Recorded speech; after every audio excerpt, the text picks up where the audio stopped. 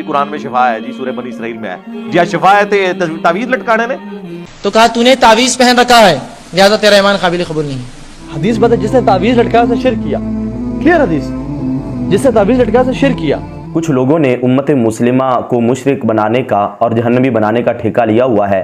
وہ چھوٹے چھوٹے مسائل پر امت مسلمہ پر شرک کے فتوے لگاتے ہوئے نظر آتے ہیں۔ انہی مسائل میں سے ایک مسئلہ تعویذ پہننے کا ہے۔ حالانکہ راجح موقف یہی ہے کہ تعویذ پہننا یہ بالکل جائز ہے اور شریعت مطہرہ کے ناقابل تردید دلائل سے ثابت ہے۔ اور جن احادیث کے اندر تعویذ کو شرک کہا گیا اس سے مراد وہ تعویذ ہے جو شرکیہ الفاظ پر مشتمل ہو، یا وہ تعویذ ہے جسے مؤثر بالذات سمجھا جائے، جبکہ مومن تعویذ کو مؤثر بالذات نہیں سمجھتا، وہ اللہ کو مؤثر بالذات سمجھتا ہے اور تعویذ کو اللہ کی عطا سے شفا کا ذریعہ سمجھتا ہے۔ اور عقل کا بھی یہی تقاضا ہے کہ تعویذ پہننا یہ شرک نہیں ہے، کیونکہ جو لوگ اسے شرک کہتے ہیں وہ اس بات پر دلیل یہ پیش کرتے ہیں کہ شفا تو اللہ دیتا ہے اور جب تم تعویذ سے شفا لوگے یہ تو شرک ہو جائے گا۔ حالانکہ دم جس کے صحیح ہونے پر بہت ساری احادیث موجود ہیں، صحیح بخاری شریف کے اندر بھی بہت ساری حدیثیں ہیں کہ نبی کریم صلی اللہ تعالی علیہ وسلم بھی دم کیا کرتے تھے، سکھایا بھی کرتے تھے۔ حضرت میری عائشہ صدیقہ رضی اللہ تعالیٰ عنہا بھی دم کیا کرتی تھی، حضور کے اور بھی بہت سارے صحابہ دم کیا کرتے تھے۔ تو جب شفا اللہ دیتا ہے تو دم کے الفاظ کو شفا کا ذریعہ کیوں سمجھا جاتا ہے؟ جب دم کے الفاظ کو شفا کا ذریعہ سمجھنا، حالانکہ شفا اللہ کی طرف سے ہوتی ہے، یہ شرک نہیں ہے، تو تعویذ کے الفاظ کو شفا کا ذریعہ سمجھنا یہ کیسے شرک ہو سکتا ہے؟ اور اس پر بہت سارے دلائل بھی موجود ہیں کہ تعویذ پہننا یہ شرک نہیں ہے۔ یہ جامع ترمذی، اس کے اندر نبی کریم صلی اللہ تعالیٰ علیہ وآلہ وسلم کا یہ فرمان موجود ہے، اور اسی طرح سنن ابی داؤد، اس کے اندر بھی نبی کریم صلی اللہ تعالیٰ علیہ وسلم کا یہ فرمان موجود ہے، اور سنن ابی داؤد کی حدیث نمبر 3897 ہے۔ حضرت عمرو بن شعیب وہ اپنے والد سے، وہ اپنے دادا سے روایت کرتے ہیں کہ ان رسول اللہ صلی اللہ تعالیٰ علیہ وسلم کان یعلمہم من الفزع کلمات، کہ نبی کریم صلی اللہ تعالیٰ علیہ وآلہ وسلم ڈر سے کچھ کلمات سکھایا کرتے تھے، کہ یعنی جب کوئی انسان ڈر جائے تو یہ کلمات کہے۔ وہ کلمات کون سے ہیں؟ فرماتے ہیں کہ اعوذ بکلمات اللہ التامۃ من غضبہ وشر عبادہ ومن ہمزات الشیاطین وان یحضرون۔ یہ کلمات نبی کریم صلی اللہ تعالیٰ علیہ وسلم سکھایا کرتے تھے۔ آگے فرماتے ہیں وکان عبداللہ بن عمر، کہ حضرت عبداللہ بن عمر رضی اللہ تعالیٰ عنہ یعلمہن من عقل من بنیہ، کہ جو آپ کے سمجھدار بچے ہوتے تھے آپ ان کو یہ کلمات سکھا دیتے تھے۔ ومن لم یعقل کاتبہ، اور جو ناسمجھ بچے ہوتے تھے آپ یہ کلمات لکھ لیتے۔ فَأَعْلَقَهُ عَلَيْهِ، پھر اس کے گلے میں ڈال دیا کرتے تھے، اس کے گلے میں لٹکا دیا کرتے تھے۔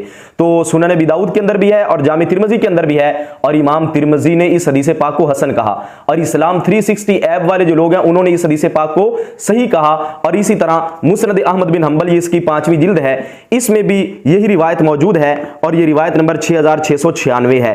کہتے ہیں کہ فکان عبداللہ بن عمر، حضرت عبداللہ بن عمر رضی اللہ تعالی عنہ یعلمها من بلغ من والده ان يقولها عند نومه، کہ یہ کلمات جو نبی کریم صلی اللہ تعالی علیہ وسلم نے سکھائے حضرت عبداللہ بن عمر رضی اللہ تعالی عنہ، آپ اپنے جو بالغ بچے ہوتے تھے ان کو یہ کلمات یاد کرنے کی تعلیم ارشاد فرماتے کہ تم ان کو یاد کر لو۔ اور آگے فرماتے ومن کان منهم صغیرا لا يعقل ان يحفظها، جو ان کو محفوظ رکھنے کی، یاد کرنے کی صلاحیت نہیں رکھتے تھے، کاتبها له، آپ یہ کلمات اس بچے کے لیے لکھ دیتے، فعلقها في عنقه، پھر یہ کلمات کا تعویذ بنا کر اس کے گلے میں لٹکا دیا کرتے تھے۔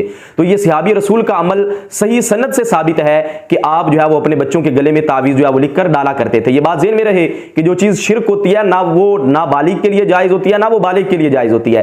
بالغ کے لیے ماننا بھی شرک ہے، نابالغ کے لیے ماننا بھی شرک ہے۔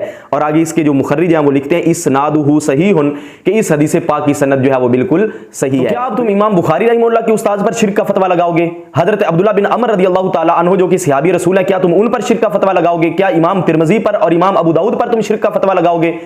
تو اگر تمہارے نزدیک معاذ اللہ صحابہ کرام تعویذ اپنے بچوں کو پہنانے کی وجہ سے مشرک بنتے ہیں جو کہ صحیح سند سے ثابت ہے، تو پھر ایسا دین تمہیں مبارک ہو جس میں صحابہ کو مشرک کہا جائے۔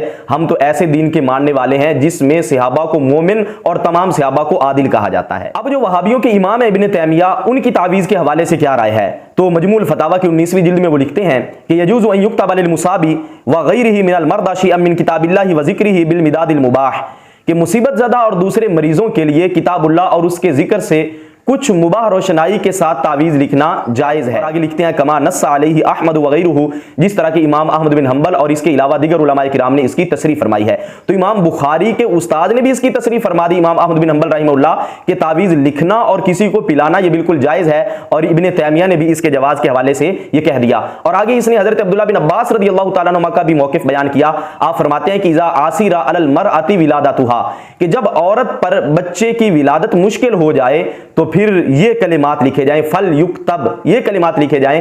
आगे वो कलिमात इब्ने तैमिया ने मजमूल फतावा के अंदर जिक्र किए हैं। अब हम गैर मुकल्लिदीन के शेखुल कुल और शेखुल इस्लाम की भी राय ले लेते हैं कि वो तावीज के बारे में क्या मौकिफ रखते हैं। तो इनके शेखुल कुल नजीर देहलवी फतावा नजरिया की तीसरी जिल्द सफा नंबर 298 पर ये लिखते हैं कि तावीज लिख कर गले में डालना जायज है, कोई हर्ज नहीं। और इसी तरह इनके जो शेखुल इस्लाम है सनाउल्लाह, वो फतावा सनाया की पहली जिल्द के अंदर ये लिखते हैं कि तावीज में इख्तिलाफ है, राजे ये है कि आयात या कलिमाते सहीहा दुआइया जो साबित हों उनका तावीज बनाना जायज है। तो गैर मुकल्लिदीन के शेखुल इस्लाम और शेखुल कुल के मुताबिक भी राजे मौकिफ यही है कि तावीज जो है वो बनाना जायज है। तो सही सनद से साबित हुआ कि हजरत अब्दुल्ला बिन अब्बास हो या हजरत अब्दुल्ला बिन अमर रदियल्लाहु तआला अन्हुमा हो, ये सहाबाए किराम जो है वो तावीज लिखा करते थे। इसी तरह इमाम अहमद बिन हंबल रहमहुल्लाह, आप मुस्नद अहमद बिन हंबल के अंदर भी सही सनद से रिवायत लाए हैं, और इब्ने तैमिया ने इमाम अहमद बिन हंबल का मौकिफ भी बयान किया, हजरत अब्दुल्ला बिन अब्बास का भी मौकिफ बयान किया कि ये भी तावीज जो है वो लिखा करते थे। और इसी तरह इब्ने तैमिया ने खुद इसके जवाज का जिक्र किया मजमूल फतावा की 19वीं जिल्द के अंदर। और इसी तरह इनके जो शेखुल कुल हैं नजीर देहलवी और शेखुल इस्लाम सनाउल्लाह, इन्होंने भी तावीज के जवाज के हवाले से कौल किया है। तो क्या तुम इन सब को मुशरिक कहोगे? तो ऐसा दिन तुम्हें मुबारक हो जिसमें तुम माज़अल्लाह सहाबाए किराम रिज़वानुल्लाहि तआला अलैहिम अजमाइन पर शिर्क का फतवा लगा रहे हो। तो लिहाजा तावीज पहनना ये बिल्कुल शिर्क नहीं है। और मैं सुनने वालों से भी ये कहूंगा कि जो ऐसे स्पीकर जो एक दो रिवायतें लेकर आ जाते हैं और दूसरी रिवायतों को देखते नहीं हैं और उम्मत मुस्लिमा को मुशरिक कहते हैं, इनसे अपना ईमान बचाएं, क्योंकि ये जो लोग हैं सहाबाए किराम रिज़वानुल्लाहि तआला अलैहिम अजमाइन को मुशरिक कहकर अपनी राय से दीन बयान कर रहे होते हैं। क्योंकि सहाबा तो सही सनद से है कि वो तावीज के जवाज के कायल थे, और कौन सा तावीज नाजायज है, यानी ये जितनी भी रिवायतें पेश करेंगे कि फुला तावीज नाजायज है, फुला तावीज नाजायज है, कि हुजूर ने उसको शिर्क कहा, तो उससे मुराद वो होता है कि जो शिरकी अल्फाज पर मुश्तमिल हो, या वो तावीज मुराद है जिसको मुअस्सिर बिज़ात समझा जाए कि ये बिज़ात असर करता है, अल्लाह की अता के बगैर असर करता है। तो हम भी ये कहते हैं कि ऐसा तावीज पहनना जायज नहीं। हम जब तावीज लिखते हैं या पहनते हैं तो उसमें हमारा नजरिया ये होता है कि इस तावीज के जरिए से अल्लाह ताला जो है वो शिफा अता फरमाएगा। वो शिफा देने में तावीज का मोहताज नहीं है, अलबत्ता अगर अल्लाह चाहता है तो खुद डायरेक्ट शिफा अता फरमाता है, और अगर चाहता है तो तावीज के जरिए शिफा अता फरमाता है। सवाब की नीयत से वीडियो को शेयर जरूर कीजिए। जज़ाकल्लाह।